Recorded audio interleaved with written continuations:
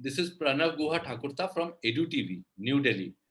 Today, we have got a very learned panel with us. We have Mr. Ashok Pandey with us, who is the director of Alcon Group of Schools. He has worked with Mayo College also, and he has got a wonderful career. He has taken a lot of schools. He has advised many schools, and he has worked very closely with students, parents, teachers, authorities, and then we have Madam Rupa Chakravarti. She's the director of Sun City Group of Schools. She has done a wonderful job. I think she started the schools. Now she has got 2 schools out there. 3, I suppose, ma'am. She's got 3 schools now. And her school is one of the top schools of Gurgaon. And we have Mr. Pankaj Jain with us. He's the regional director, UTS College, Australia. Today we have invited all of you as the government and CBSE has cancelled the examinations. Now, the admission process for students in universities, we wanted to smoothen it because all the universities and colleges have got different criteria for admissions. So I would request, I won't take much of time telling this. I think everyone is expert in this. I'd request Mr. Pandey to advise the universities how they can ease the process for the students, because these students have not gone to the school also from last 1 year. They've not met their peers. They have not done anything. Not like they've not met the teachers, counselors. So how we can ease the process with the universities? Yes, Mr. Pandey. Yeah, thank you, Pranav, and thank you for bringing me in, along with my very dear friend and colleague Rupa and Pankajji. You have raised a very, very valid issue, and I must compliment you for that. The admission process for the colleges and universities in India and abroad, they have been at 2 extreme opposites, meaning thereby that whereas for foreign universities, most of the admissions for the new students is done on the basis of class 11 marks, predictive scores as we call it. And they also evaluate these students on many other criteria, including the attitude of the students, their curiosity, their purpose in life, their community work, the kind of person they want to be, and also they judge what kind of value system this candidate will bring on the campus. That is something very, very important. So this entire bouquet prepares the kind of background profile for the child to get recruited in those universities. Whereas in Indian universities, barring a few, it is only on the basis of class 12 marks that the admissions were granted. Some of them, and for some courses particularly, they were conducting entrance examinations, right? So what I'm trying to tell you is that what you have been as a person, how you have grown up for the last 16, 17 years. Do you have any definite purpose in life? Do you know what society is? Have you involved yourself in any community work? I mean, these things were not given importance, unfortunately. But now this year onwards, apart from many other things, it will herald a new paradigm shift in the process of admission, right? So having said that, let me tell you what 2-3 changes which are going to happen. The first change has already happened, that National Testing Agency, NTA, 3 to 4 months back, it announced that it is going to have a combined entrance examination for the central universities. So that happened even when this result was not in a limbo like this, right? Then recently also NTA, though it is not confirmed, is already contemplating to conduct a combined entrance examination for 30 to 40 universities. So I can see a pattern here, if it really gets implemented, that university entrance examination will start getting centralized. This is number one. Number two, the private universities within the country, they were already following more or less the pattern of the foreign universities admission criteria. And I'm sure they will start importing a part of it or devising a new mechanism based on that. So these are the 2 or 3 things which are going to come. Let me stop here.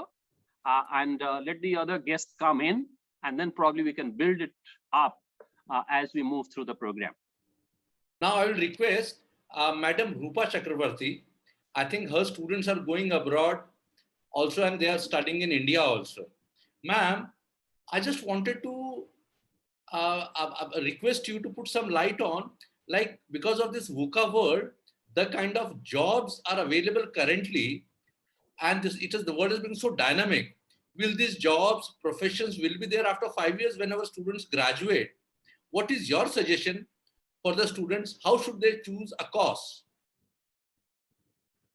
Thank you first and foremost for engineering this cohort of people and ensuring that we are thinking ahead of what is the parameter to be set after 5 years. So I think, like they say that, what is it that makes for a good future? It's vision. So I think we are all here, we've congregated here to ensure that the vision that we have, keeping in mind the situation which has triggered something that we've wanted for a long time. We've wanted this reform for a long time. We've been crying hoarse that let's bring about this reform and not depend on that one pen and paper test, and I think this is the right time to go ahead with it. So of course you have a erudite person like Mr. Ashok Pandey speaking. So he's brought up very relevant points. To add to what he has said, I would like to add about the transversal education. Now here, when I talk transversal education, of course, I talk about knowledge, I talk about experiences, and I talk about employability skills. Between the 12th examination and tertiary education and the real world, the bridge that used to be there was the examination of grade 12. Now this bridge will remain, but it will be a different kind of bridge. And I'm so glad, because it's a VUCA world. There's no question about it. It's volatile, it's uncertain. What better time to come up with these words or this acronym, than now? It's complex and it's ambiguous. So to keep this in mind, the skills that they need to develop are going to develop now. And those are analytical skills, critical thinking, creativity, etc. These are the skills that people have been saying we need in the students. And to ensure that whether it's 5 years later or 10 years later or 100 years later, if these skills are imbibed, inbuilt in the students through various processes that we make them go through, then that is going to be an absolute bridge between today's school and tomorrow's job. So we must focus on these. And where the situation of today is concerned, I would like to say that we should look at the multi-dimensional development of the child, not just the pen and paper test that we so harped upon, and this is a good time to make a beginning. So I would, kind of put a stop to my speaking now and let the next person speak. We will discuss further, of course. Before I come to Mr. Jain, I would request Mr. Pandey, sir, as best of the universities of the world, like either it is Cambridge, Oxford, Allahabad University, definitely yes. As you're from Allahabad University, what I have seen, the students have done very well in civil services, politics, corporates. Sir, what is the reason these best of the seats of learning like Cambridge, Oxford, Allahabad, the students are able to do all kind of things? What is the reason behind that, sir? You see, this is a very good question you have asked, Pranav. Let me tell you, any educational institution, I describe that as a living entity, right? So the moment it is founded, some kind of, what we call in our scriptures, pran pratishtha, you bring some kind of consciousness into that institution with the foundation, right? And then institution grows, it gets nurturing by the founders, by the people who are working there, the value system, the culture, they become the nurturing forces. And then like individuals, institutions also specialize. One, of course, their universal values is fine. They bring people together, they develop cultural competencies, but they also specialize, right? So that speciality, starts becoming another gravitational force for the students. So students come and naturally get gravitated towards that. So more and more number of students coming and getting into that. So that builds the reputation, and that builds what we call the brand for that institution, right? So that is what any good institution you talk about. You talked about Allahabad. Allahabad also became a branded university like this. In fact, at one point it was known as Oxford of the East. So when it was Oxford of the East, it is because of the scholarship. It is because of the scholars there. It is because of the scholarly atmosphere there. It is because of the international exchange programs. I'm a student of physics from Allahabad University, and there is one of the very famous scientists in quantum physics, and his name is Professor Schrodinger. And he has given the theory of uncertainty in physics. He came to Allahabad University and did research for some time. Now imagine, this is the kind of thing that brings these values. So in short, let me tell you, it is the people, it is the way it is nurtured, the value system that you bring in. And any university, Pranav, let me tell you, the minimum criteria for anybody to be university is that you imbibe universal character and not a localized character. Right. Thank you so much, Mr. Pandey. Now I'd request Mr. Pankaj Jain, Regional Director, UTS Australia. We would like to know a bit more about UTS and how it can smoothen the process for Indian students to take admission. Yeah, Mr. Jain. Thank you, Pranitji. And it is my pleasure to be with Ashok sir and Rupa madam. They are the most valued education in the industry. So let me just carry on what Pandey sir was saying. That this year obviously has been a tough year because it was COVID also, a lot of uncertainty. The board CBSE recently announced the 1st of June that we are cancelling the exams. The next 2 days, 3 days have been like full of anxiety because students don't know what is the criteria. Yesterday, the Supreme Court even formed a committee to have the result declared in 14 days, how the assessment will be done, because there's too much news in the paper, and obviously it again creates anxiety. One anxiety has finished and another thing has started. If you go to foreign universities, the culture for the last, whatever, 100 years, 200 years, or 300 years has been always on the basis of 12th class exams, basically, board exams. The reason being we have, let's say, around 26 lakh students passing out from CBSE this year. So it is very difficult for a foreign university to judge the criteria because there's CBSE board, there's state board, there is ICSE board and all. So if you see from a objective point of view, there's no way that they can do anything else, but they can maybe create a percentage criteria. They can like have a statement of purpose also. They can have some extracurricular certificates which the student has done, any community service the students have done. For example, I work for University of Technology Sydney, UTS College, we call it, which is in Sydney. So we are a pathway provided to UTS main university, which is an old university of technology. We are very strong in engineering. If you can see the background, we are a strong engineering, hardcore engineering. Business school is popular. We offer design, we do offer fashion management, we offer sports, we offer geography, we offer all courses. And it's an old university that is. But still the criteria at the university is again 80 to 85%, or in some cases 75% also. At UTS College, since we are a pathway provider only to UTS, we grant students for CBSE, which is 60%, but for other state boards, it is 65%. And it is a 1+2. So first year, the student studies at UTS College, which is again in the main campus in Sydney. The second, third year, the student studies at UTS main campus, which is the university. So the student does not actually waste any time. While if you go for a foundation program where the student has 50% marks, the student will study 1 year and then goes for the 3 year at the main campus, or again does 1 year at UTS College, and 1+2 again the mechanism comes in because our fees is lower than the UTS main university.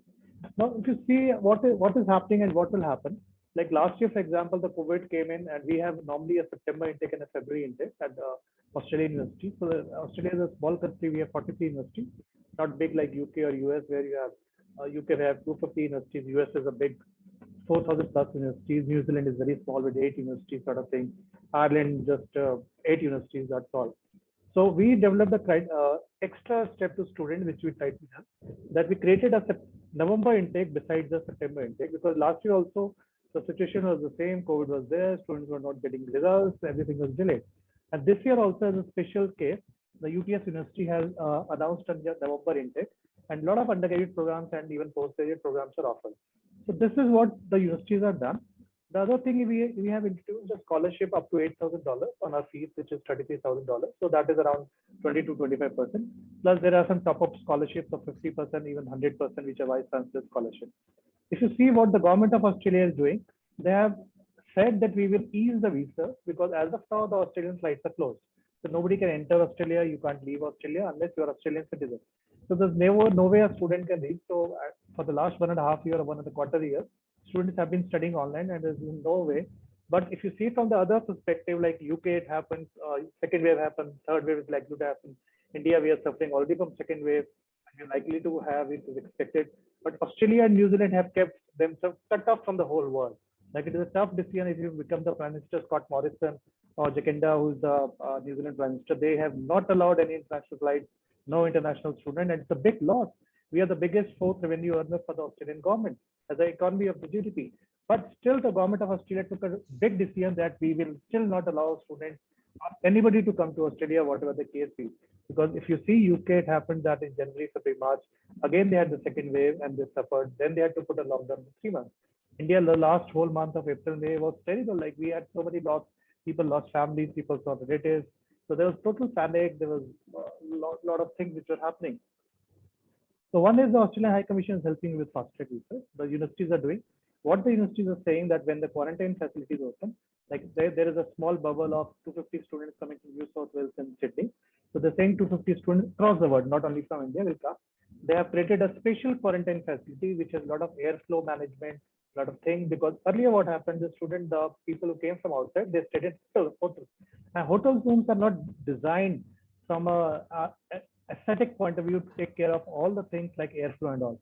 But these new COVID facilities were developed, like quarantine facilities, which have given a lot of different things, and people are expected to do. So next week, we are expecting the federal government to approve the states like New South Wales and Victoria. So people can still travel. Those numbers limited because there's still preferences for Australian citizens. But that is one thing. Plus, if you see the other perspective on the Australian universities, and I would say across the world, maybe UK has also done is they also given, like a lot of universities are bearing the cost of quarantine. So for example, UK has a quarantine facility for 14 days and £2,000 is the fee. So a lot of universities like UK, Queen's University Belfast, University of Brunel in London, they have said that we will bear the cost. Queen's University Belfast, for example, introduced the chartered flight last year. So these are special facilities which the universities also realize that it is not possible for a student to manage the flight. So they ran special flights, which is big thing for a university to arrange a chartered flight to come all the way to UK or Australia. So the government is trying to do everything. The lectures last year had been online. So within 2 months, the switch mode from physical classes became to online, and everybody learned, everybody devised the curriculum, new schemes, Zoom was introduced, Ring Central was introduced. So the technology came, like it is a boom for us to learn what was the new technology. And for the last 1 year, 2 months, the whole India or the world has learned what is the evolution of technology, as Ashok Pandey sir and Deepa madam was saying. It is a good thought. It is a good thing. In English, we can call it like a blessing in disguise. So it taught us a lot of things. If you see the new economic education policy which has been announced, that is a lot of new things that you will have a school curriculum of 6 months. You will have an internship in the industry.